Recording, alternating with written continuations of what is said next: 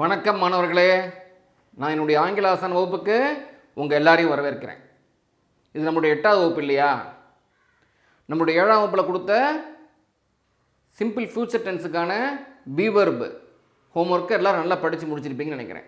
அதாவது 14 சப்ஜெக்ட்டுக்கும் முழுக்க ஃபியூச்சர் டென்ஸுக்கான பி வெர்ப் வாக்கியங்களை ஹூ வரைக்கும் பயிற்சி எடுத்திருப்பீங்க நான் நம்புகிறேன்.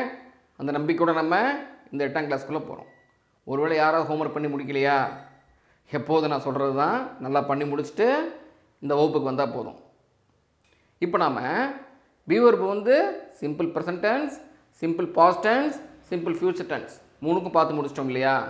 அப்போ கதை முடிஞ்சா? இன்னும் பி வெர்ப் கதை முடியல. இன்னும் ஒரு சின்ன கதையோட நான் பி வெர்பை முடிச்சுக்க போகிறேன். நிம்மதி தானே? இப்போ நம்ம பி வெர்பில் என்ன கதைன்னு ஆரம்பிப்போமா? பி இல்லையா? பி இதில் பி தொழிலை பற்றி பேசும். ஒரு தொழில் அதை பற்றி பேசும். நம்ம ஏதோ ஒரு தொழிலை எடுத்துக்கலாமா? அவர் மருத்துவர்,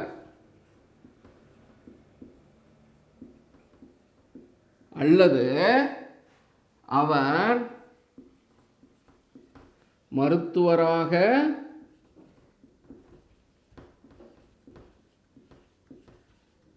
இருக்கிறார்.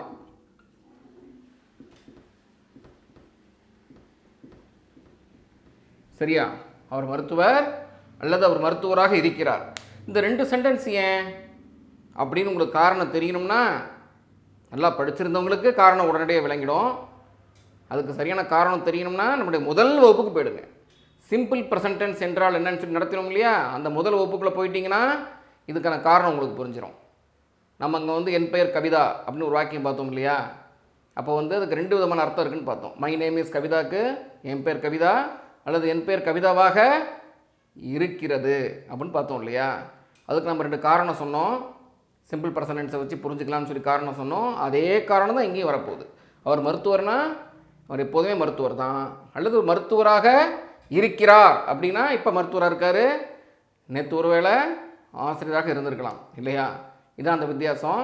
இப்போ நம்ம இங்கிலீஷில் 2 வாக்கியத்துக்குமே ஒரே சென்டென்ஸ் தான். She is a doctor. She is a doctor நமக்கெல்லாம் தெரிஞ்சது தான். இது நேர்நிறை வாக்கியம். இதான் நமக்கான முதல் படி. இப்போ 2வது படி என்ன? டக்குன்னு சொல்லுங்கள். எதிர்மறை வாக்கியம் இல்லையா? அவர் மருத்துவராக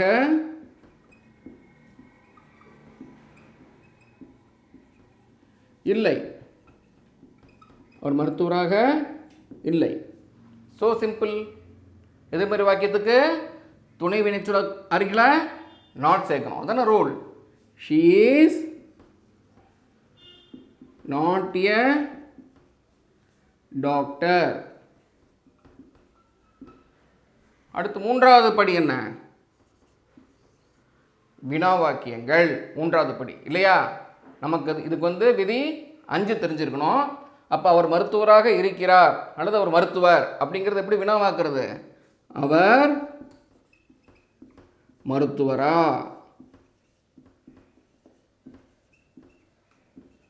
அல்லது அவர் மருத்துவராக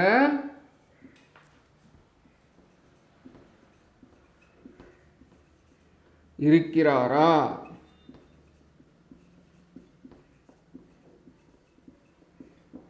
சரியா? விதி 5 என்ன? டக்குன்னு சொல்லுங்க. துணை வினைச்சொல்ல சப்ஜெக்ட் முன்னாடி கொண்டு போகணும். அப்போ இஸ்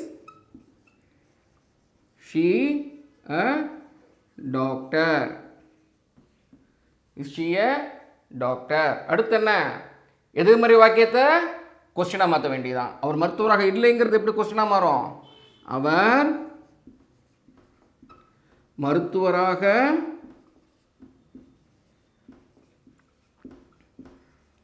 இல்லையா?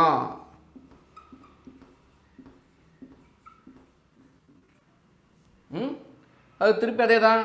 துணை வினைச்சொல்ல சப்ஜெக்ட் முன்னாடி கொண்டு போகணும். அப்போ முன்னாடி கொண்டு போனால் is she not a doctor, is she not a doctor. சரியா? இதெல்லாம் முழுக்க எழுதிங்க. நம்ம இன்னும் வேறு சில தொழில்களை பார்க்கலாமா? இப்போ நம்ம இன்னும் தொழில் சம்பந்தமாக சில கேள்விகளை பார்க்கலாம். சரிதா எங்கே ஓட்டுநராக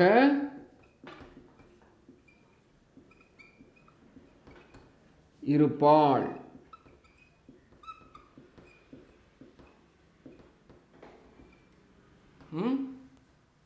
சரி, இப்போ அடுத்த கேள்வி.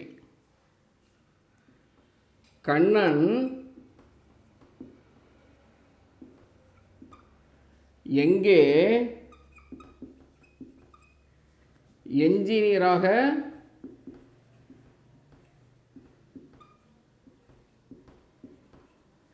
இருந்தார்?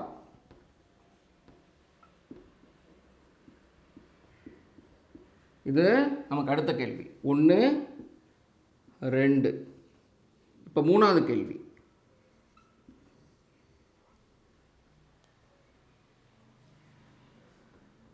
அவர் எப்போது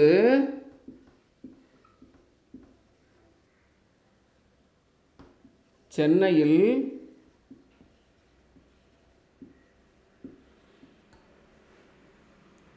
ஆசிரியராக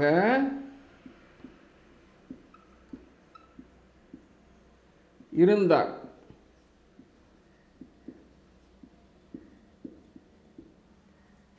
அடுத்து 4வது கேள்வி. அவர்கள் மாணவர்களா?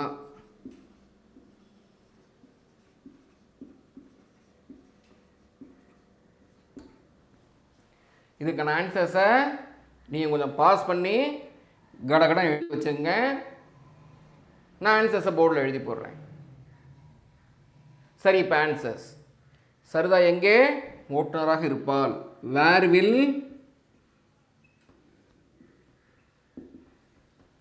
சரிதா be a driver? Where will Saritha be a driver? Kannan எங்கே என்ஜினியராக இருந்தார்? Where was Kannan an engineer?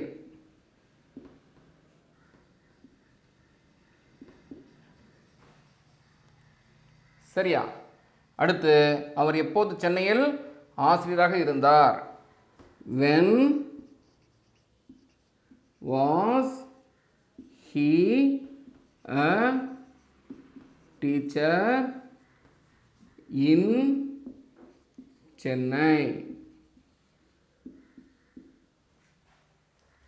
சரியா? அடுத்து அவர்கள் மாணவர்களா? ஆர் தே ஸ்டூடெண்ட்ஸ்?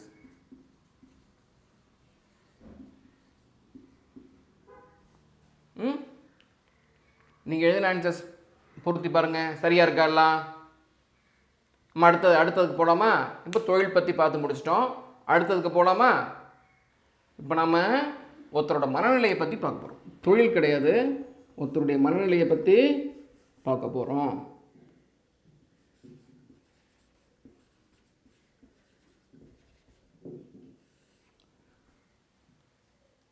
சரி, இப்போ மனநிலைகள் என்னென்னுட்டு பார்ப்போம். 1வது கேள்வி.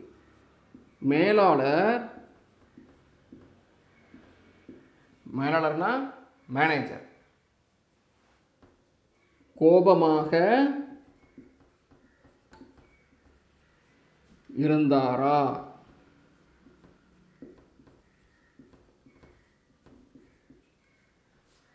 இரண்டாவது கேள்வி. அவள் ஏன் சோகமாக இருக்கிறாள்?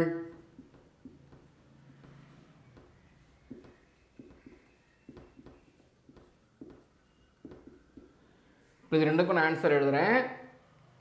நம்ம அடுத்து 3வது கேள்விக்கு நீங்களே ஆன்சர் பண்ணணும். சரியா? மேலாளர் கோபமாக இருந்தாராக என்ன? கோபத்துக்கு ஆங்கர். அப்போது வாஸ் த மேனேஜர் ஆங்க்ரி?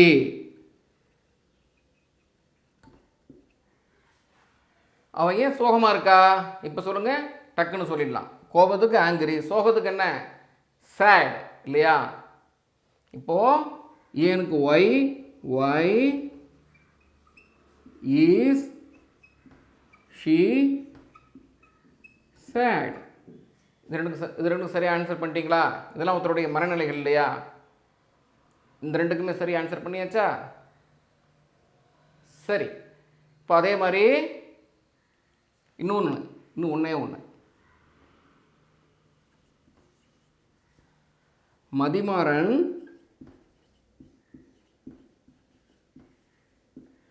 எப்போது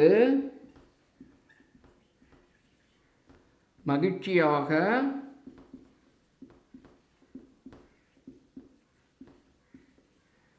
இருக்கிறார்?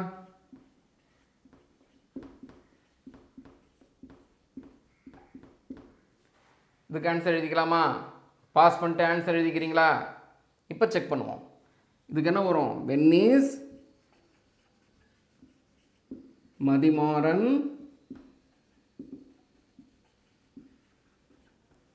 ஹாப்பி? இதெல்லாம் தெரிஞ்ச வார்த்தை தான்.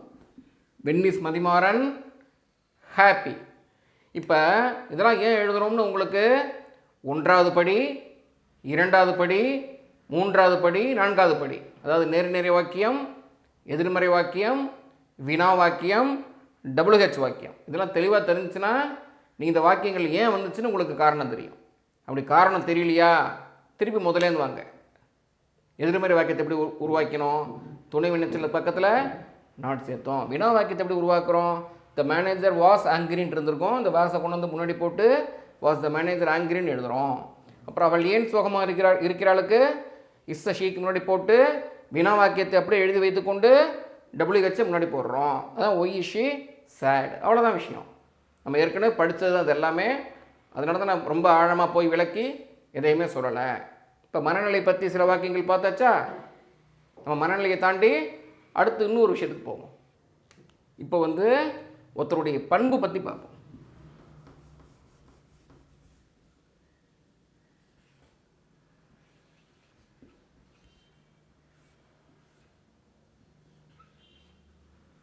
பண்பு அதான பண்பு. ஒரு பண்பு பார்க்கலாமா? அவள் அழகானவளா?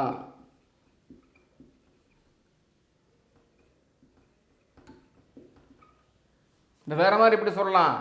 யோசிச்சு பாருங்க. அவள் அழகாக இருக்கிறாளா?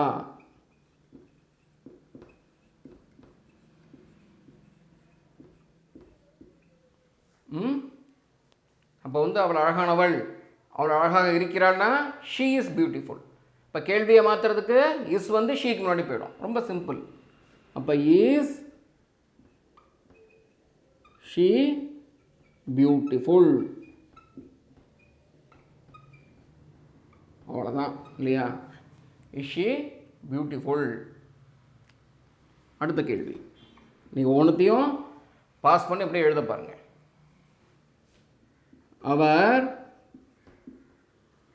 ஏன் ஒல்லியாக இருக்கிறார்?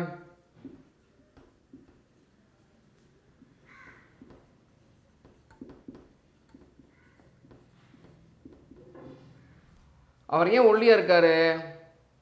இதுக்குன்னா இங்கிலீஷில் அது ஒய் தான். Why is he slim? Why is he slim? இதெல்லாம் ஒருத்தருடைய பண்புகள் இல்லையா? அடுத்து இன்னும் ஒன்று பார்க்கலாமா? நம்பர் 3, அவள் குண்டாக இருக்கிறாளா?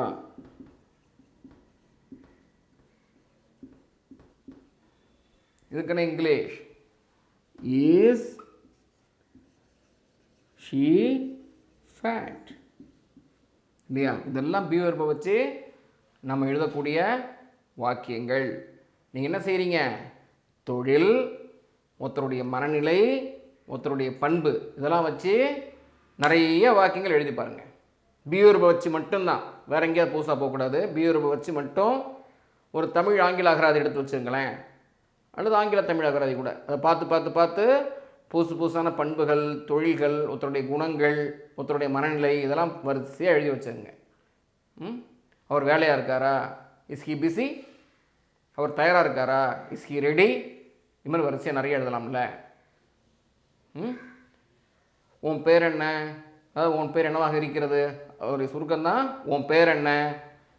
What is your name? இது மாதிரி வரிசையாக நம்ம நிறைய எழுதி பழகலாம்.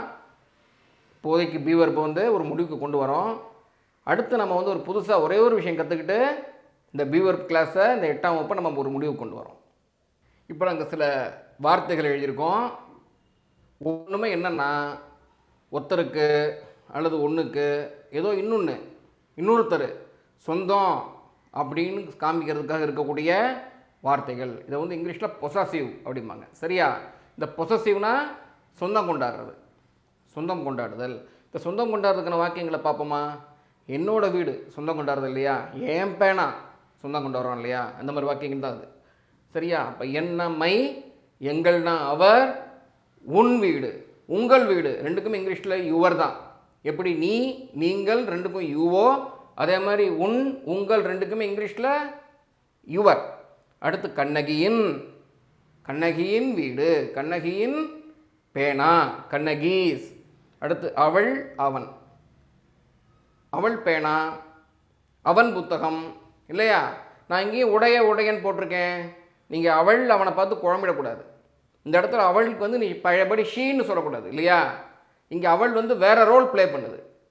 அதனால தான் நான் வந்து உடையன்னு போட்டு இந்த குழப்பம் வரக்கூடாதுன்ட்டு போட்டிருக்கேன். அவளுடைய புத்தகம். ஆனால் தமிழில் வந்து அவளுடைய புத்தகம், அவளுடைய பள்ளிக்கூடம் அப்படின்னு சொல்லி வழக்கம் இல்லை இல்லையா?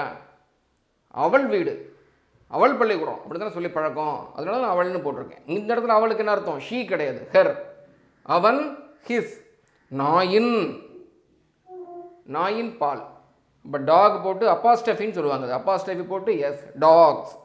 அதன், அதன் வீடு, அதன் பால். சரியா? அப்போ அதன்னா இட்ஸ். இங்கே அப்பாஸ்டஃபி எதுவும் கிடையாது. அதனால் ஏன் வச்சுக்கணும். அடுத்து மாணவர்களின், மாணவர்களின் புத்தகம், மாணவர்களின் பேனா, மாணவர்களின் பள்ளிக்கூடம். இதெல்லாமே ஸ்டூடெண்ட்ஸ். இங்கே நீங்கள் ரொம்ப குறிப்பாக ஒன்று கவனிக்கணும். ஸ்டூடெண்ட்ஸ்னு எஸ் போட்ட பிறகு அப்பாஸ்டஃபி போடணும். இதே சுருக்கமாக வந்து மாணவனின் அப்படின்னு சிங்குலரில் இருந்தால் ஸ்டூடெண்ட் போட்டு இங்கே எட்டி கிட்ட அப்பாஸ்டஃபி போட்டு எஸ் போடணும். அதே மாணவர்களின்னு சொன்னால் எஸ்ஸுக்கு அப்புறம் அப்பாஸ்டஃபி போடணும். உங்களுக்கு நான் புரியுதுக்காக சொல்கிறேன். மாணவனின் அப்படின்னா ஸ்டூடெண்ட் போட்டு அது பக்கத்தில் அப்பாஸ்டஃபி. அதே மாணவர்களின் அப்படின்னா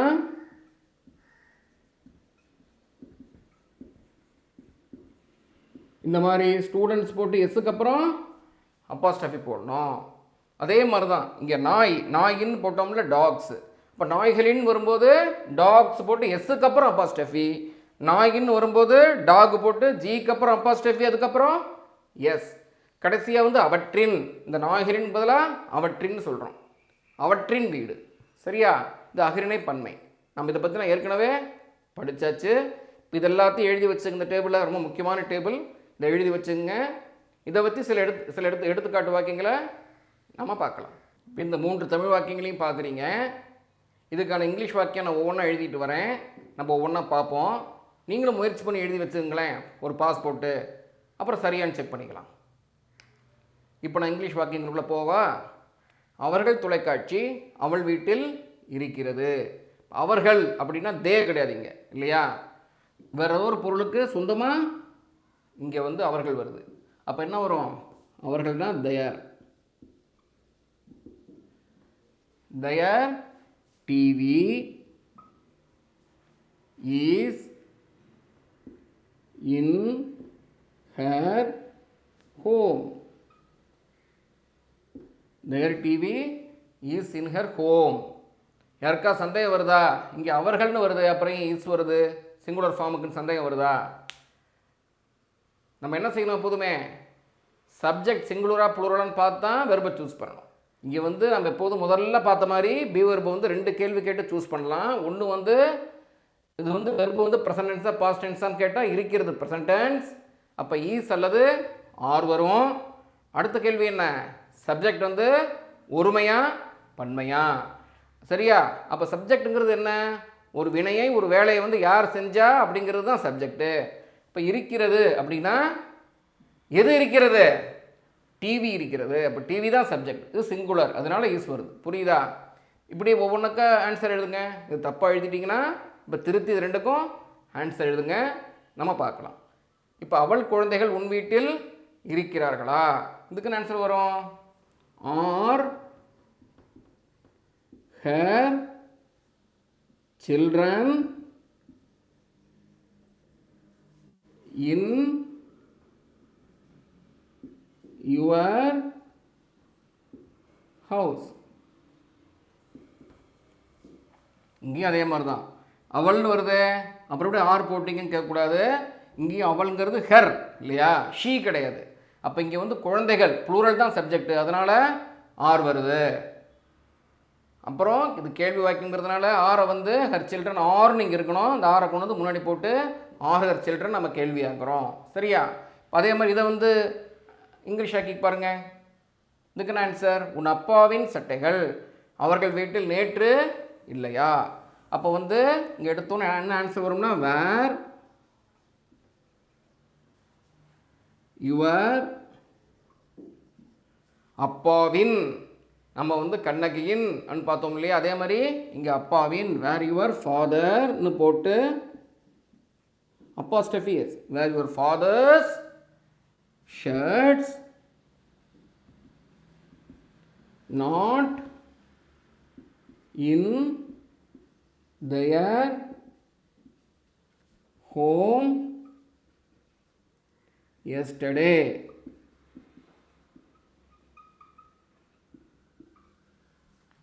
புரிஞ்சா? Where your father shirts not in their home yesterday. இங்கே திருப்பி ஏன் வந்து வேர் வருது? நமக்கு தெரிஞ்சது தானே. இங்கே சட்டைகள் தான் என்னது சப்ஜெக்ட். இல்லைன்னா எது இல்லை? சட்டைகள் இல்லை. அப்பாவோ அவங்களோ மற்றவங்களாம் கிடையாது, இல்லைங்கிறது இல்லை. சட்டைகள் தான் இங்கே இல்லை. அதனால தான் நம்ம வந்து சட்டைகள் ப்ளூரல்ங்கிறதுனால வேர் போடுறோம். நேற்றுங்கிறது பாஸ்ட் டென்ஸ், அதனால தான் வேர் வருது. Your father's shirts were not in their house எஸ்டர்டேங்கிறது எதிர்மறை வாக்கியம். இந்த வேரை கொண்டு வந்து முன்னாடி போட்டு நம்ம இந்த வாக்கியத்தை கேள்வி ஆக்கியிருக்கோம். புரிஞ்சா? இது வரைக்கும் உங்களுக்கு புரிஞ்சிருக்குன்னு நினைக்கிறேன். உங்களுக்கு நல்லா புரிஞ்சா புரியலையாங்கிறத நான் சில ஒரு கொஸ்டின்ஸ் கொடுக்குறேன், ஹோம்ஒர்க்கை கொடுக்குறேன். அந்த ஹோம்ஒர்க்கை ஒழுங்காக செஞ்சுட்டு வாங்க. நம்ம அடுத்த கிளாஸில் அது சரியாக தப்பான்ட்டு பார்க்கலாம். பார்ப்போமா? உங்கள் ஹோம்ஒர்க் இந்த 5 கேள்வி எழுதி வச்சுங்க. இதுக்கான இங்கிலீஷ் வாக்கியங்கள் எழுதணும். இன்னொரு 5 கேள்வி. இதுதான் நம்முடைய கடைசி 5 வாக்கியங்கள். மொத்தம் 10 தமிழ் வாக்கியங்கள் கொடுத்துருக்கேன். இதை வந்து இங்கிலீஷில் ட்ரான்ஸ்லேட் பண்ணி வச்சுங்க. நம்ம அடுத்து 9ஆம் வகுப்பில் உங்கள் ஆன்சர்ஸ் சரியாக தப்பான்னு பொருத்தி பார்ப்போம். இந்த ஆன்சர்ஸ் எப்படி வந்ததுங்கிறதையும் நான் உங்களுக்கு விளக்கி சொல்லுவேன். அடுத்து இப்போ நம்ம வந்து படித்தோம் இல்லையா, உன்னை சொந்தம் கொண்டாடுறதுன்னு சொல்லிட்டு அவர், மை, ஹர், கண்ணகீஸ் இதெல்லாம் பார்த்தோம் இல்லையா? இதை திருப்பி ஒரு வாட்டி நான் பின்னாடி ஸ்லைடில் கொடுத்துருக்கேன். அதை பார்த்து நீங்கள் நல்லா புரிஞ்சுக்கலாம். இதோட பி வெர்பு ஒரு முடிவுக்கு வருது. அடுத்து நம்ம வகுப்பு என்ன? மாடல்ஸ். அதுக்குள்ளே போகிறோம். ஒரு புது விஷயத்துக்கு போகிறோம்ல, நல்ல ஒரு புத்துணர்ச்சியோடு வாங்க. நம்ம அடுத்து 9ஆம் வகுப்பில் மாடல்ஸ் கற்றுக்கலாம். எப்போதும் போல் உங்களுக்கு இருக்கிற சந்தேகங்களை கமெண்ட் பாக்ஸில் கீழே கேளுங்க. அதுக்கான ஆன்சர்ஸ் நான் வந்து சொல்கிறேன் அடுத்தடுத்த வகுப்புகளில் தேவைப்படும் போது. அது வரைக்கும் நான் உங்கள்கிட்ட விடைபெறுறேன். நன்றி, வணக்கம். நலங்கிள்ளி இங்கிலீஷ் கற்றுக்கிறதுக்காக ஆங்கில ஆசான்கிற புத்தகத்தை எழுதியிருக்காரு. இந்த புத்தகத்தை வாங்கி வச்சுக்கிட்டிங்கன்னா அடுத்தடுத்த வகுப்புகளை கவனிக்க இன்னும் வசதியாக இருக்கும். இதோடைய அமேசான் லிங்க் டிஸ்கிரிப்ஷனில் கொடுத்துருக்கோம். டிஸ்கிரிப்ஷனில் பார்க்க முடியாதவங்க கமெண்ட் செக்ஷனில் பின் பண்ணியிருக்கிற கமெண்ட்டை பாருங்கள், அதில் அங்கே லிங்க் இருக்கும்.